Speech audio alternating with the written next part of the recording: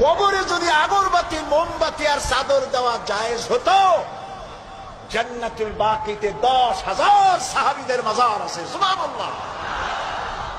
হযরতে ওসমান রাদিয়াল্লাহু তাআলা আনহু শুয়ে আছেন জান্নাতুল বাকিতে।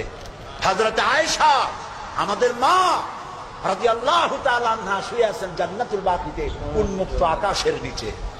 আহারে।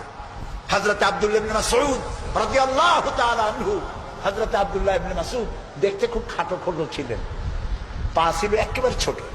একদিন হাদিসে এসেছে, একদিন তিনি খেজুর গাছে উঠতেছিলেন, নিচে সাহাবীরা দাঁড়ানো, এরপরে তার পা দেখে ওনারা হাসতেছিলেন, এত ছোট পা হাসতেছিলেন। রাসূলুল্লাহ বললেন, সাহাবীরা আব্দুল্লাহর পা দেখে হাসতেছো? কিয়ামতের দিন আব্দুল্লাহর পা যদি এক পাল্লা রাখা হয় আর ওহদ পাহাড়টা যদি আর এক পাল্লা রাখা হয়, ওহদ পাহাড় তার পায়ের সমান হবে না।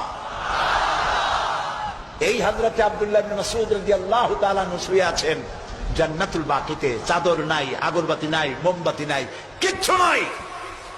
রাসূলুল্লাহ বলেছেন, জান্নাতুল বাকিতে, বাকি থেকে কিয়ামতের দিন 70,000 আহলে বাকি চাঁদের মতো চেহারা নিয়ে বিনা হিসাবে আল্লাহর জান্নাতে চলে যাবে। ওইখানে চাদর নেই। আর আমরা আমাদের দেশের পীর সাহেবদের মাজারে চাদর দিয়ে, আগরবাতি দিয়ে, মোমবাতি দিয়ে সর্বনাশ করছি। প্রিয় ভাই সব, এটি শিরক, এটা জীবনেও আমরা আর করবো না। রাজি